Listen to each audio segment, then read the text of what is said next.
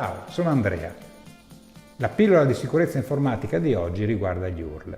Gli URL sono quei path che vi permettono di navigare all'interno di Internet. Come si riconosce un URL? Un URL si riconosce perché quando ci mettiamo il mouse sopra diventa una piccola manina con un ditino.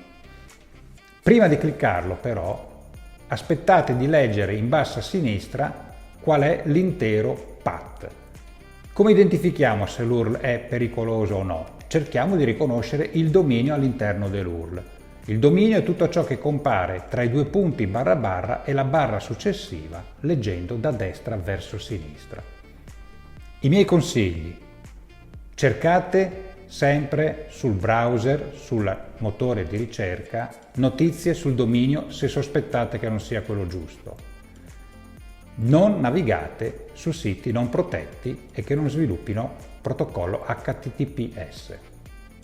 Ho finito la pillola di oggi, stay tuned!